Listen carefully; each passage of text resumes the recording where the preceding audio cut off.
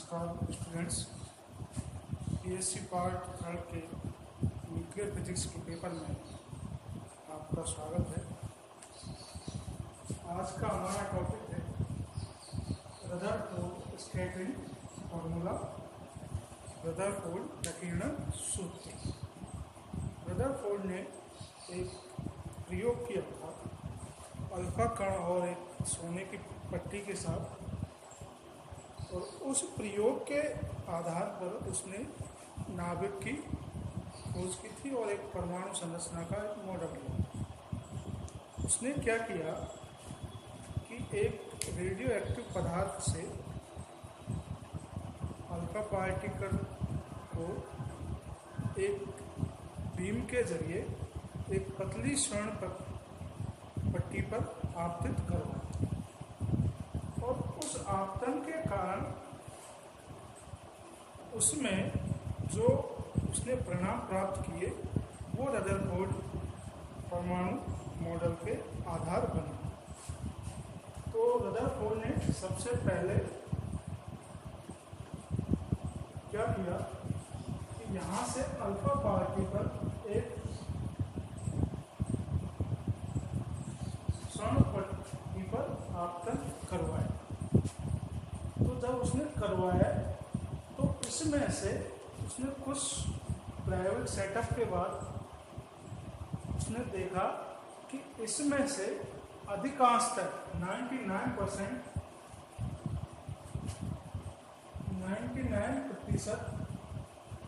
कण सीधे निकल गए।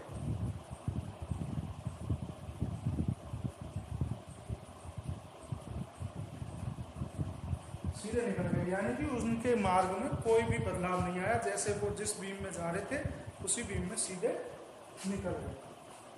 फिर उसने देखा कि 0.14% कण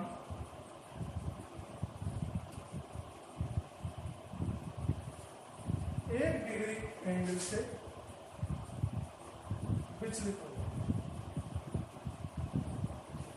0.14% जो अल्फा कण थे वो मामूली 1 डिग्री से अपने मार्ग से हल्का सा विचलन हो गया, उसमें उनका जो मार्ग है उसमें बदलाव आया।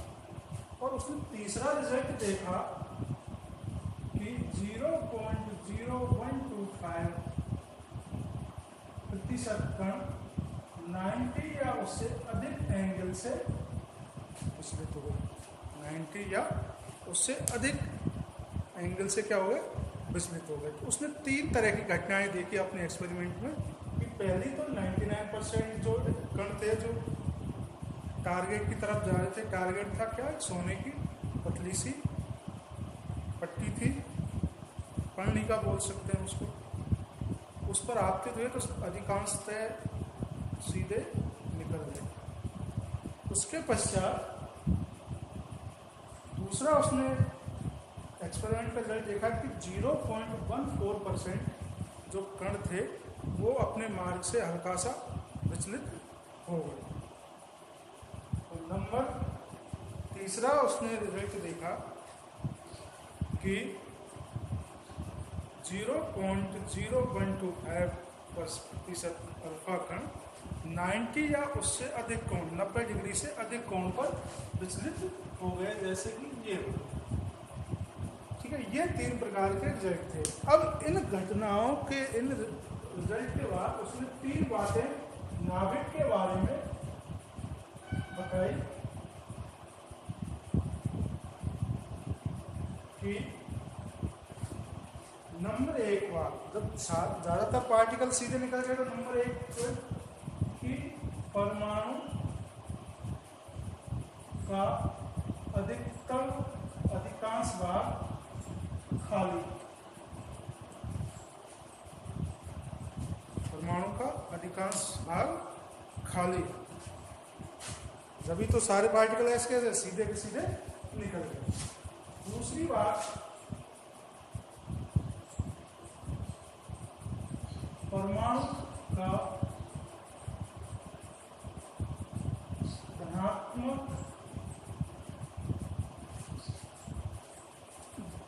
आवेश जो है,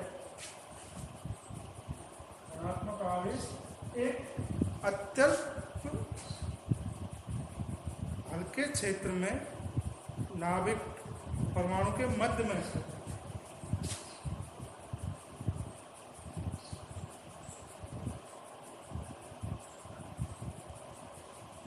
परमाणु के मध्य में, तो उसका टोटल पॉजिटिव चार्ज है वो एक हल्के से छोटे से भाग में परमाणु के मध्य में स्थित है, जिससे कि कण 1 डिग्री विचलित हुए। और नंबर तीसरी बात उसने बताई कि जो ऋणात्मक आवेश है वो धनात्मक आवेश के चारों तरफ चक्कर लगा रहा है। धनात्मक आवेश के चारों तरफ चक्कर लगा रहा है, जो ऋणात्मक आवेश है वो धनात्मक आवेश के चारों तरफ चक्कर लगा रहा है। उसने 3 बातें ये बताकर अपना एक्सपेरिमेंट खत्म कर दिया। पहली बात, परमाणु का अधिकांश भाग कैसा है? खाली है। दूसरी बात, परमाणु का धनात्मक आवेश एक छोटे क्षेत्र में नाभिक के मध्य में स्थित है। और तीसरी बात उसने बताई कि उसका जो ऋणात्मक आवेश है वो नाभिक के चारों ओर चक्कर लगा रहा है। तो बीच में जो धनात्मक भाग जहाँ पर स्थित है उसे उसने नाम दिया न्यूक्लियस या नाभिक। ये 3 बातें उसने अपने एक्सपेरिमेंट से बताई। अब उस एक्सपेरिमेंट में कुछ कमियां रह गई थी, जो चीज़ों को वो समझा नहीं पाया। क्या क्या उसने बताई और क्या कमियां रह गई। सबसे इम्पोर्टेंट बात तो ये बताई कि जो नाभिक है उसके चारों तरफ इलेक्ट्रॉन चक्कर लगाएगा। मान लीजिए ये नाभिक है और इलेक्ट्रॉन इसके चारों तरफ इस प्रकार से चक्कर लगाएगा। जब इलेक्ट्रॉन नाभिक के चारों ओर चक्कर लगा रहा है तो उसके वेग में परिवर्तन आता है। देखो यहाँ इसकी डायरेक्शन ये है, यहाँ पर इसकी डायरेक्शन ये है, यहाँ पर इसकी डायरेक्शन ये है, यहाँ पर इसकी डायरेक्शन। जब वेग में परिवर्तन आ रहा है, डायरेक्शन चेंज हो रही है, तो यानी कि वेग में परिवर्तन आ रहा है तो उस पर त्वरण में भी परिवर्तन आ रहा है, उस पर त्वरण उत्पन्न हो रहा है। वेग में जब कोई अंतर आएगा तो वेग में अंतर को क्या कहते हैं? त्वरण कहते हैं। और त्वरण जब उत्पन्न हो रहा है तो यानी कि उस पर क्या अप्लाई हो रहा है? कोई ना कोई फोर्स अप्लाई हो। ठीक है, एक तो ये बात, वो फोर्स कौन सा है। दूसरा बात उसने ये बताई कि जब इलेक्ट्रॉन, करंट इलेक्ट्रॉन जो है वो विद्युत चुंबकीय वेव या किरणें उत्पन्न करते हैं। कोई भी आवेश यदि कोई त्वरण कर रहा है, त्वरित गति कर रहा है, तो वो हमेशा विद्युत चुम्बकीय किरणें उत्पन्न करेगा और वो किरणें क्या है? लॉस करेंगे, ऊर्जा का लॉस। अब जब उसके चारों तरफ चक्कर लगाते समय इलेक्ट्रॉन एनर्जी का लॉस कर रहा है तो धीरे धीरे ये इलेक्ट्रॉन इसमें अंदर एनर्जी लॉस करेगा, तो धीरे धीरे नाभिक की ओर चला जाएगा और इस प्रकार से परमाणु का अस्तित्व ही खत्म हो जाएगा। तो उसने ये घटना को वो नहीं समझा सका कि उसका मेन कमी थी। लेकिन ये इतना कारगर उपयोग साबित हुआ कि जिससे नाभिक की खोज का श्रेय इसको दिया है। ठीक है, नाभिक की श्रेय का खोज इसको दिया गया और इसको हमेशा मान्यताएं मिलती रही। तो इसने जो अल्फा कण जब टारगेट की तरफ जाते हैं, स्वर्ण पृथ्वी की तरफ जाते हैं, तो वो एक मार्स से विचलित होकर उसके लिए उसने फॉर्मूला बनाया और उसी फॉर्मूले पे कहते हैं रदरफोर्ड स्पेक्ट्रम फॉर्मूला। तो यहाँ से देखते हैं कि अल्फा पार्टिकल इस स्वर्ण पत्री की तरफ जब जाते हैं तो ये अलग अलग मार्गों पर विचलित हो जाते हैं। तो मान लीजिए ये हमारा नाविक है और इस एरिया में होकर, इस एरिया से पार्टिकल विचलित हो रहे हैं, तो जिसकी त्रिज्या क्या मान ली, बी मान, और जो मार्ग से विचलित हो रहे हैं उस एंगल को हमने क्या मान लिया, थीटा। ठीक है, डायग्राम में दिखाई दे रहा है। तो बी तथा थीटा के बीच में एक रिलेशन होता है कि cot theta by 2 equal to 4 pi epsilon 0 e upon Z E square into B. तो बी क्या है यहाँ, प्रकीर्णन क्षेत्र की त्रिज्या। तो ई का मान क्या है, ये अल्फा कणों की गतिज ऊर्जा है, जिससे कहेंगे ई और 2 mv स्क्वायर, बी यहाँ इनका अल्फा कणों का वेग, ई अल्फा कणों का वेग।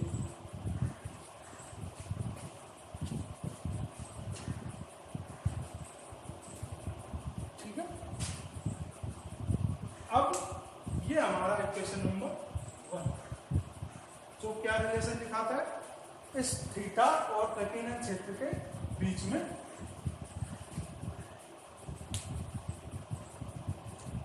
अब इसमें टी हमने जो स्वर्ण पत्रिका है उसकी मोटाई ली, ए उसका क्षेत्रफल है, ये क्षेत्रफल जो है इस सोने की पट्टी का क्षेत्रफल है, और एन इस स्वर्ण पत्रिका के एकांक आयतन में उपस्थित परमाणुओं की संख्या है, उपस्थित परमाणुओं की संख्या है। तो इसका टोटल आयतन कितना होगा, स्वर्ण पत्रिका का आयतन कितना होगा, ए इंटू टी, ये तो इसका क्षेत्रफल है, ए क्षेत्रफल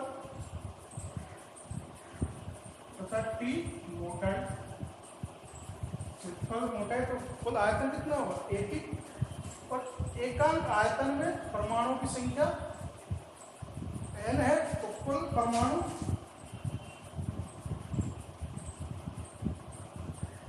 NaT।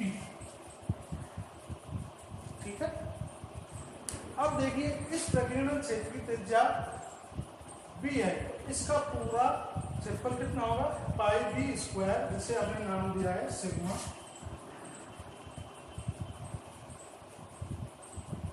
तो एक फॉर्मूला है कि इस क्षेत्र से थीटा या थीटा से अधिक कोण पर जो प्रकीर्णित होते हैं उनका मान, उनकी प्रायिकता, अंश या प्रायिकता एफ अल्फा कणों का प्रकीर्णन क्षेत्र अपॉन लक्ष्य क्षेत्र। लक्ष्य क्षेत्र तो क्या है हमारा, स्वर्ण पत्रिका, और प्रकीर्णन क्षेत्र टोटल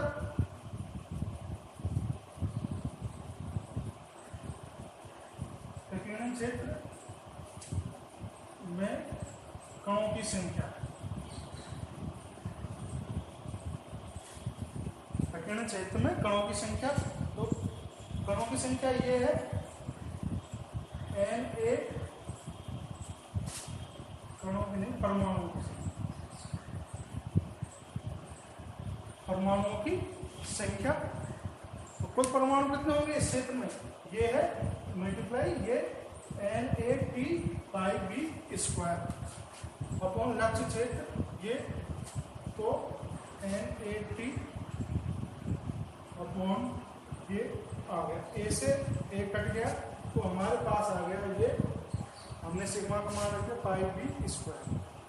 समीकरण 2 में समीकरण 1 से मान रखने पर, समीकरण 2 में समीकरण 1 से मान रखने पर जब हम यहाँ से बी का मान रखेंगे तो ये वैल्यू हमारे पास प्राप्त होगी। ठीक है, इसको इक्वेशन नंबर ए दे सकते हैं। अब ए में थीटा और थीटा प्लस पी थीटा के मध्य परिवर्तन होता है, तो इसका हम थीटा के सापेक्ष अवकलन करेंगे। तो ये कांस्टेंट है, ये भी कांस्टेंट है, तो ये हमारे पास आएगा minus pi N T Z T square 4 pi epsilon E का मान 1/2 एम पी स्क्वायर है।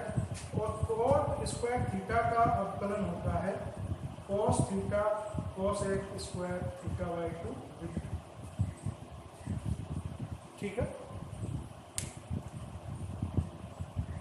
अब यदि कुल उस पर कितने एन आई आपतन हो रहे हैं, ठीक है, कुल कितने आपतित हो रहे हैं, पूरे जो कणों की संख्या है, कुल कण है एन आई, सारे जो कण इधर आपतित हो रहे हैं उनकी संख्या एन आई है। और उनके प्रकीर्णन की प्रायिकता कौन सी है, डी है। तो कितने प्रकीर्ण होंगे, कुल संख्या मल्टीप्लाई प्रायिकता, कुल संख्या मल्टीप्लाई प्रायिकता और एकांक क्षेत्रफल से प्रकीर्णन के लिए, तो उसमें एकांक क्षेत्रफल के लिए हम ds का भाग दे देंगे। तो ds हमारा क्या है कि थीटा के लिए इतना प्रकीर्णन क्षेत्र है थीटा एंगल के लिए, और डी थीटा के लिए इतना। तो एक ये यहाँ एक इस तरह का गोल सर्कुलर बनता है इस तरह से। इसकी त्रिज्या ये थीटा एंगल है, थीटा एंगल है, तो यहाँ से ये एंगल कितना होगा 90 का थीटा, तो ये एंगल आएगी हमारी r sin थीटा। तो क्या बनेगा, एक आर बेलन जैसा बनेगा। बेलन का क्षेत्रफल होता है 2 पाई r h, इस तरह से बनता है बेलन। ये h ये 2 पाई r और इन दोनों का क्षेत्रफल से बनता है 2 पाई r h। तो इसकी सरकमफ्रेंस परिधि कितनी होगी, 2 पाई r, r का मान r sin थीटा, h ये d theta r d theta, इसकी मोटाई कितनी है r d थीटा। और जब हम यहाँ से इन दोनों में करेंगे तो 2 पाई r square sin theta d theta, और इसको दो भागों में बांटने, यानी इस एंगल को 2 sin theta theta by 2 cos theta by 2, तो ds बराबर हमारे पास दिया। और इससे मान हम इसमें रखेंगे, तो पूरी कैलकुलेशन करने के बाद एन थीटा का मान हमें प्राप्त होता है। और यही हमारा रदरफोर्ड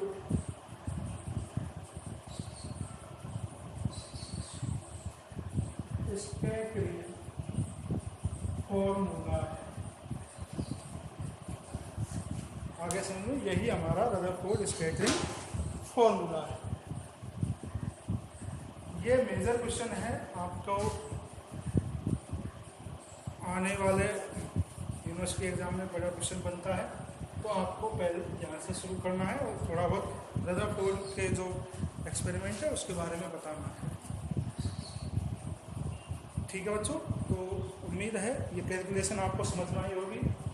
रदरफोर्ड स्कैटरिंग फॉर्मूला समझ में आया होगा, रदरफोर्ड ने क्या प्रयोग किए, क्या उसके रिजल्ट आए और उसमें क्या कमियाँ थी वो हमने प्राप्त की। नाविक की खोज का श्रेय रदरफोर्ड को ही जाता है, बाकी लोगों ने भी उसमें काम किया, लेकिन पहले जो एग्जैक्ट प्लम का भी आया था, थॉमसन का भी आया था, लेकिन तो एग्जैक्ट लोकेशन के बारे में रदरफोर्ड ने बताया कि वो जो उसका धनात्मक भाग है एक जगह परमाणु के एक सेंटर में उपस्थित होता है, जिसे नाविक कहते हैं। आगे हम पढ़ेंगे नाविक के विशेष प्रॉपर्टीज, नाविक की क्या क्या प्रॉपर्टीज होती है नाविक के बारे में, नाविक का मास, रेडियस, एंगुलर मोमेंटम, परमाणु क्रमांक, इस प्रकार के कई पैरिटी, इस तरह के कई प्रकार के जो इसके गुण हैं